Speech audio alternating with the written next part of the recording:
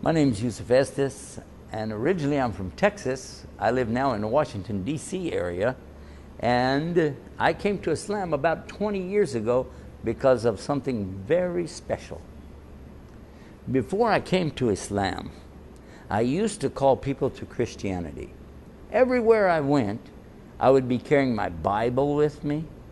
I would have my salib or cross, and I even had a cap, a hat, that said Jesus, Isa, Jesus is Lord. Do you know, I didn't realize then how funny I must have looked. I didn't realize it. But in those days, I was very passionate about communicating the message that I felt people needed to know. A message about love, a message about peace, and a message about being a good person, so that when the last day comes, the Yawm al-Akhir, that we be prepared for that. The daily life that I had before coming to Islam was filled with two things: working hard to make business, make money, tijara, and working hard to tell people about Jesus and the message of peace. It surprised me to find out that in Islam, I could work more and communicate more. That's for sure. Before I met the person that helped me to know more about Islam, I used to have a very bad picture about Islam and Muslims. In fact, I was so afraid to even meet a Muslim that when my father told me we'd be doing business with a Muslim, I said, no way. No, these guys, Muslims, they are terrorists. They are hijackers. They are kidnappers. And they don't believe in God. In fact, they're worshiping a black box in the desert. And they kiss the ground 5 times a day. That was the way I understood Islam. A very bad opinion. And a bad idea of how they treated women and how they treated children. I thought that really it was almost like they want to put everybody in prison. This was the idea that I had. But then I had never really met a Muslim until we started doing business with a man from Egypt. When I first met this Egyptian gentleman, I was surprised because I was expecting to see some man wearing a long dress and a black robe over it and a big turban or imama on his head, and he has one eyebrow goes all the way across like this, maybe carrying a sword, a Saif Hossam like this, and maybe, something like Ayatollah Khomeini, I don't know. But then, when I met this man, I was so surprised. He was wearing normal clothes, and he looked as normal as anybody. He didn't even have a big beard. In fact, he didn't have any hair because he was even bald-headed. He was nice, a really nice person. And I thought right away, hey, I bet I can convert him to become a Christian. That was my idea. I'll make him become a Christian. But Allah had other plans. One of the things that really amazed me, you say in Arabic, ajib, ajiban, amazing, astonishing, was the way this man, although very quiet, gentle, kind, but what's amazing was the way that he every day he would do the salawatul khams. Every day, he would pray 5 times a day, on time. He would say, excuse me, I'll be right back. He would go and make wudu. Then, Allahu Akbar. Do his salah, some dhikr, dua, and come back to us and start working again. Every day, except one day a week. Yawmul Jummah, he stops everything. He said, I will be back in 2 hours. He would get ready and drive to the masjid, do his salah there, and come back. And it took almost a half hour just to get there. So that's why he had to take 2 hours off. But he would still come back and go right back to work again. So the man would work 7 days a week, but he would stop for his worship. Another thing that he did, he liked to fast, Psalm, on Mondays and also on Thursdays. Then you would go to him and say, would you like this? You want some of this? So and so. He'd say, no, it's okay. I'm fasting. One amazing thing about him that even my father talked about was how honest he was in business. Anytime there was any business transaction whatsoever, he always made sure the customer got full value for whatever it was they were doing, and to be sure that they got the product that they were promised, and then the follow-up to be sure that they were happy. That was another thing that we really were amazed about. You know, I thought, if we make this man a Christian, we could make him a saint, maybe even an angel, because he's so sweet, so nice. But do you know what happened? One day, while I was trying to convert him, he asked us about the Bible. And so I said, yes, I have a Catholic priest who will come to my house. I was a Protestant. This is 2 different religions. And my father would be there with his Bible. So I have my Bible.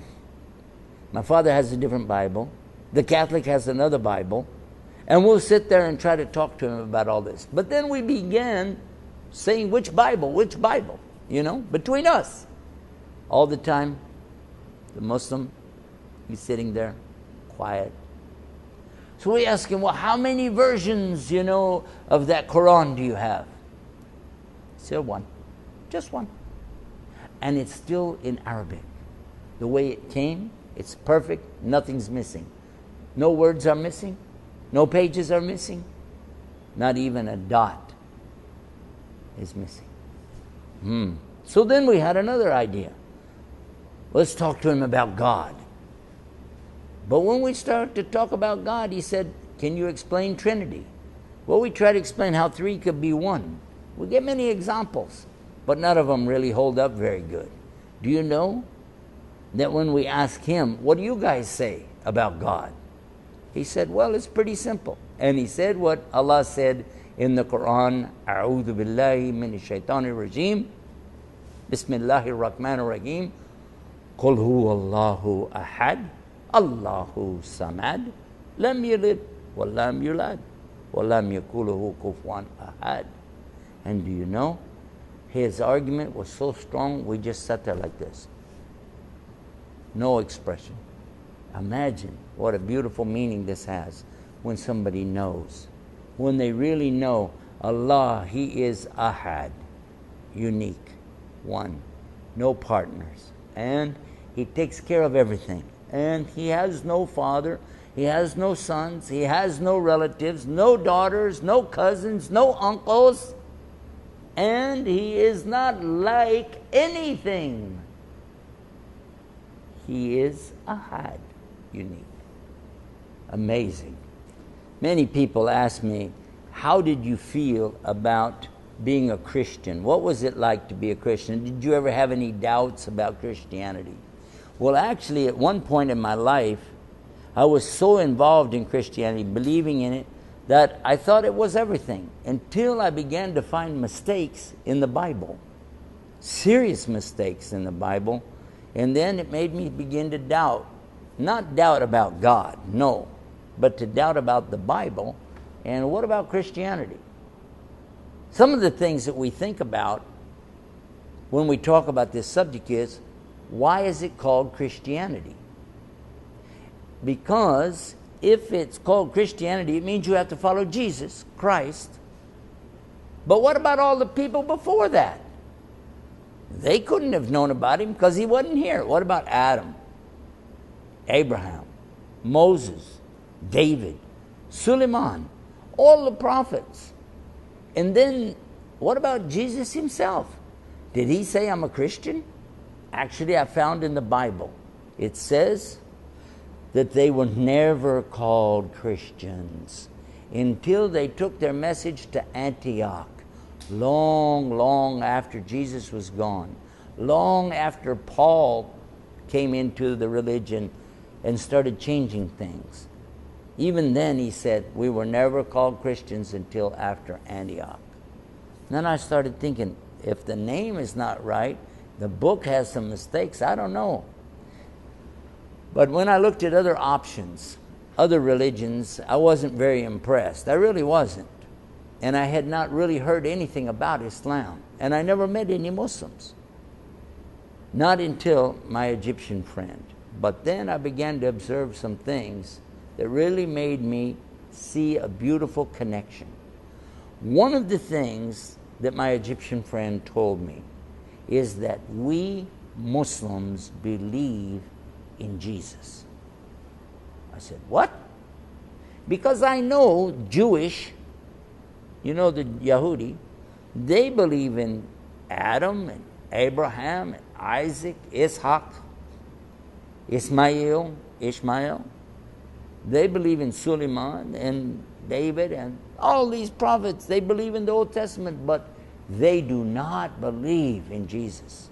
Not as a prophet, not as a son of a God, not as a miracle worker, nothing. So how could a Muslim believe in Jesus? And he said, yes, we call him Isa. I said, okay, that's all right. It's similar to Jewish, Yeshua, Isa, Yeshua. Okay. He said, and do you know what? We know he's a miracle birth.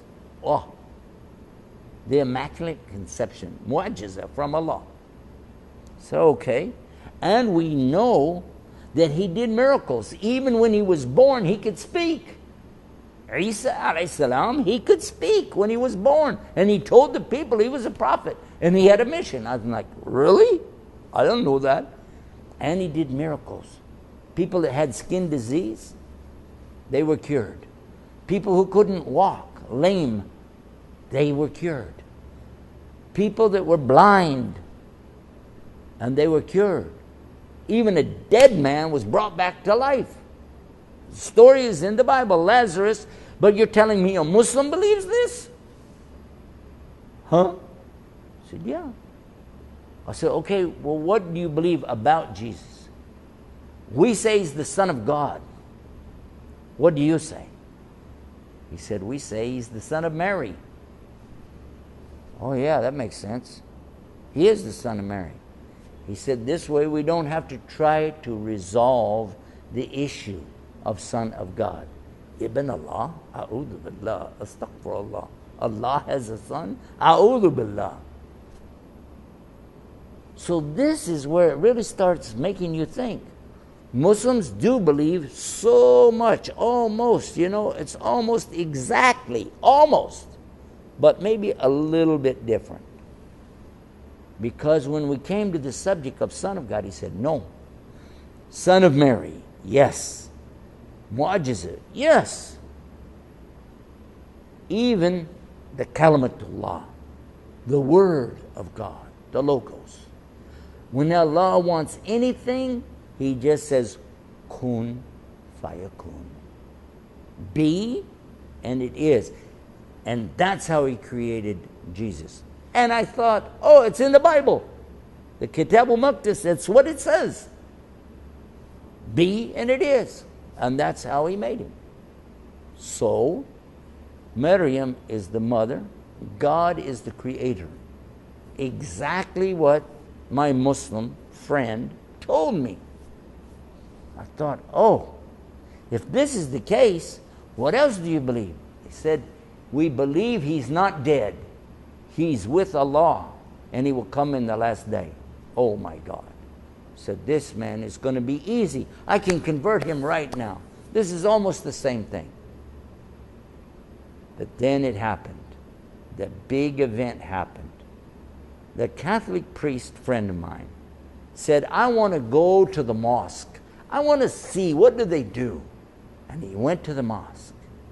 When he came back, we said, come here. What are they doing there? Do they slaughter animals, dhibiha? Or do they make bombs, something? He said, no. He said, they line up, saf, then they stand like this. He said, like a monk or priest when they worship in silent. He said they were silent, stood like this. I said, really? He said, then they bow, ruku'. Then sajda. Then sitting, silent, not talking to each other, nothing, silent the whole time until Assalamu alaikum rahmatullah. Assalamu alaikum rahmatullah. I said, then? He said, they left. I said, what kind of music did they have? He said, they don't have any music. I said, what? How do you worship God with no music? I was a music minister. I'm wondering, how? No music? He said, no music. I got to know more about this. Well, I did. I learned a lot more about it. Do you know what happened next? It came my turn. I became very curious. So I began asking some hard questions to the Muslim. What do you say about this? What about so-and-so? I heard Muslims, they do so and such. And every time I asked him a question, he'd smile. And he would tell me so many nice things. And I would think, this is not the image I had in my mind. In fact, when I think about Isa alayhi salam, what was his character like? How did he act? How did he treat people? How? And I said to myself, this man, this Muslim, is acting more like Jesus than the Christians. He never drinks alcohol. He never smokes cigarettes. He never lies. He never cheats. He doesn't chase the women, if you know what I mean. No. In fact, when ladies come close, he puts his eyes down. I said, if Jesus was here, alayhi salam, this is what he would do. He would be like this man.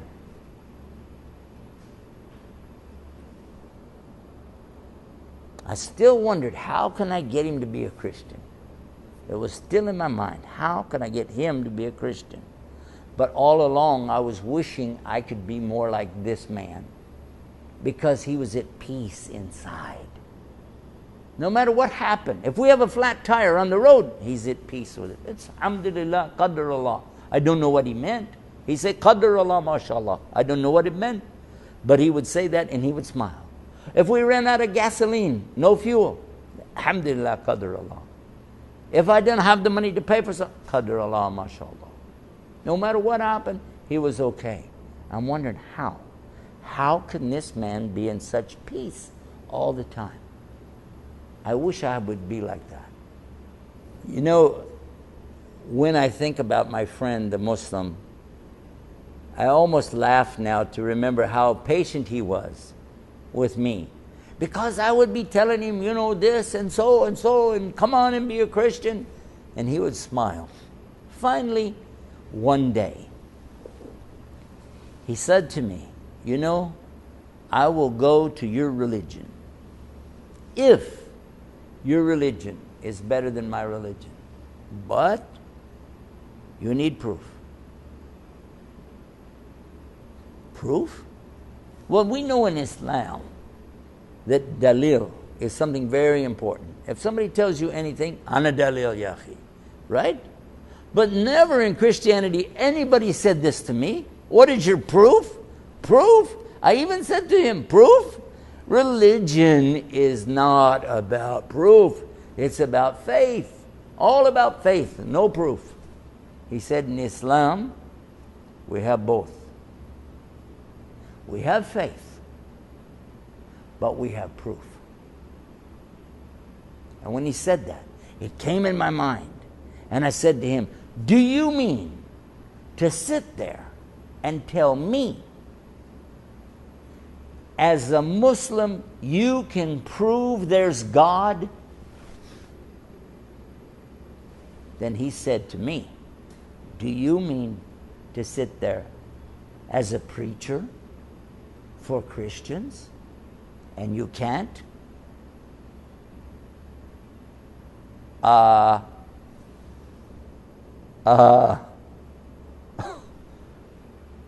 what could I say?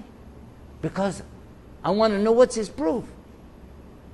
Because I never thought about proof for anything. Just you hear somebody say it, you believe it. If they said in the Bible it says so and so, you look and read, you never find it. Where does it say it? He said it, okay, I believe it. No, in Islam, every single word you must be able to prove, or you don't say it. Allah said, Kala Allah wa Kala Rasul. This is the haqq of Islam. Kala Allah, the Quran, wa Kala Rasul, the hadith, Sahih hadith, Bukhari, Muslim. And when he would explain, my Muslim friend, he would explain Islam to me, he would tell me, in Quran, Allah said, and he would say the Arabiya. I don't know Arabic. Zero, no Arabic. In those days, I didn't know one word. Not even Salaam Alaikum. Nothing. But he would still recite the Quran in Arabic. And then he would say, more or less, the English could be like this. And he would tell me. And he would say, Rasul Sallallahu Alaihi Wasallam, Prophet Muhammad, peace be upon him. Huakala, he said, for instance, خَيْرُكُمْ مَنْ تَعَلَمَ الْقُرْآنَ وَعَلَّمَ. And this in English, he would say, would mean, the best of you are those who learn the Quran, and then you teach the Quran. So he would give me the Arabic, he would give me the English. Sometimes, listen to this, sometimes he would recite the Quran quickly. Like for instance, he might say, Bismillah ar-Rahman ar-Rahim, Qul huwa Allahu ahad, Allahu samad. I'd say, no, stop. He said, why? I said, go slow. He said, why? I said, I like to listen to it. He said, but you don't know it. I said, but I like it. And sometime when he would recite, I would feel like I want to cry. I don't know why. Like when he would recite, A'udhu billahi minash shaitanir rajim, Allahu la ilaha illahu, al-hayyul qayyum, la ta'khuduhu sinatun wa la nawm, lahu ma fis samawati wa ma fil ard. Man dhal ladhi yashfa'u indahu illa bi'idhni, ya'lamu ma bayna aydihim wa ma khalfahum, wallahu yuhituna bi shay'in min ilmihi illa bima sha'a. وَسِعَ كُرْسِيُّهُ السَّمَاوَاتِ وَالْأَرْضِ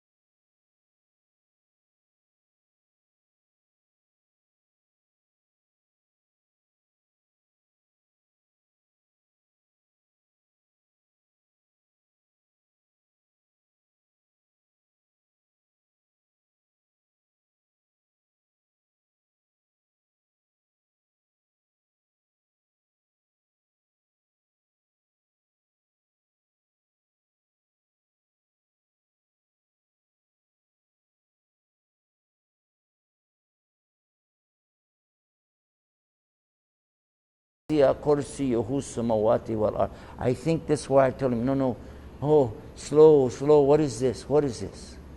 And he explained about the kursi of Allah, the arsh of Allah. So much details. And I'm thinking, oh, this man knows more about his religion as a geologist than I do as a preacher. How come the preachers of Christianity don't know about Christianity as much as some Muslims? Some Muslims know more about Christianity than some of the Christian preachers. And especially, how come nobody knows about Islam in the West? Nobody. Yet it's the most beautiful, logical way to explain the haqq, the proof, la ilaha illallah. When you look to the mountains, you look to the oceans, you look to the stars, the moon, the sun, and you realize this cannot come by an accident. This has to be from somewhere. Where did you come from? Where did you get your brains? Who takes care of you every day? Who wakes you up? Who lets you go to sleep? Who gave you life? Who replaces the skin when you get hurt? Who is doing this? Anybody could say God does it. But not anybody has the proof of the Quran and the Sunnah, which clearly shows these proofs again and again. Every ayah of Quran showing these proofs. So look at the combination. We have a man living the example with the akhlaq. He has the behavior, the characteristic of Islam, and he has the basic knowledge, the simple knowledge of what? What are the 5 pillars of Islam? Shahada, Salah, Saum Ramadan, Zakat al-Mal, and Hajj fil Baytullah. Explain that. That's all he did. He just explained the basics. And what do we believe? Amana billah, we believe in Allah. Wa malaikatihi, and the angels. Wa kutubihi, and the books, all the way back. From the beginning until now, of all of the prophets. Wa rasulihi, all of the prophets. And we make no separation between any of those. And we believe in the day of resurrection, Yawmul Qiyamah, the day of standing. Literally in Arabic, the day of standing. And he explained this. Very simple. We're all going to be brought back. Everybody. I said, wait, just Muslims, right? He said, no, everybody. Everybody is coming back. I said, what? All the Muslims, all the Christians, all the Yahudi, all of the Buddhists, all of the Hindus, all the Mulhid, all the people will be brought back on the Yawmul Qiyamah. The 6th point in Islam, he told us, is the qadr of Allah. Now in this case, I could actually see somebody accepting the qadr of Allah. But how do you explain that to somebody? It means that Allah has already predestined everything. It's already known to Allah what's going to happen, and it's in His control. Now some people might say, well, how is that fair? I mean, if Allah made me do it, why would I get a reward or a punishment? It's not my fault. But in Islam, he explained it to me clearly. In Islam, we know that everything is a result of our intention, the niyyah. And then he said, Qala Rasul sallallahu alayhi wa sallam. Our Prophet Muhammad, peace be upon him, he said, Innama amalu bin niyat, that everything is by your intention. But then whatever comes from Allah, this is Allah's qadr. And that's when you can live as a Muslim. And I said, how? And look what he said. He said, you have to know what's Islam. And he explained in a way that I understood. Later I took a dictionary and found the words in Arabic. That istislam, to surrender, to give up, and to submit, and to obey, and to be sincere. Well, wait a minute. If you're going to be sincere, this means what? You cannot force anybody to be sincere. It's impossible. If you force them, they're not sincere. And this is required in Islam. So never did Islam spread by the sword. And Islam doesn't spread with a gun. Islam spreads with the heart. And this man touched our hearts with his behavior, with his kindness, with his generosity, with his good advice that he gave all of us, but especially the way that he was so devoted to his God. When he would stand over in the corner of the house and we would see him praying, and he would look up like this, and you would see tears in his eyes, and you would wonder, what is he crying for? I later came to know that he was crying for us. He was asking Allah, Ya Allah, Ya Latif, Ya Hadi, Ya Hadi, Ya Hadi, the one who guides. Guide these people. Guide these people.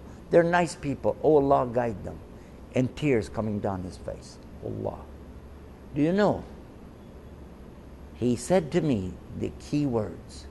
He said to me, I will go to your religion as a Christian if your religion is better than my religion. I said, okay, hey, we got him now. Because in Christianity, I know you don't have to pray, you don't have to fast, you don't have to make hajj, you don't have to pay zakah, you don't even have to be nice if you don't want to. You just believe Jesus died for your sins, yay. He said, no. I mean, I will be in your religion if your religion is better, but you need proof. I said, again with the proof? He said, yes.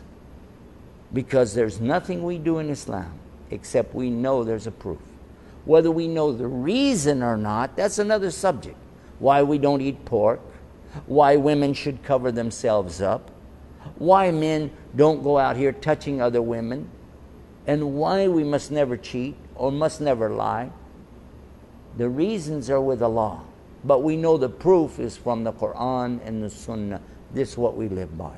And again, no matter what happened, he would say the same thing. Qadar Allah, mashallah. I realized he was right. I didn't have any proof. I was just talking. But then, one night when I was really thinking about Islam so much, I found that the Catholic priest accepted Islam. The Catholic priest became Muslim. Ashhadu an la ilaha illallah, ashhadu Muhammad Rasulullah. I couldn't believe it. I started to tell my wife. Then I found that she also is interested to be a Muslim. I'm shocked. So I wanted to talk to him again, one more time. So we were walking around in the night outside our house. I asked him about something about my business, my family, the people I know, congregation I used to go with, the Bible, the Quran. Many questions, because I didn't know what to do. I wanted him to tell me, why don't you be a Muslim? I wanted him to say that. Why don't you be a Muslim? But look at the hikmah. Look at the wisdom. He said, this is not about you and me. This is not about you and your wife, or you and your father, or you and the congregation of your people. This is about you and him. So you need to talk to him. Now look at this man.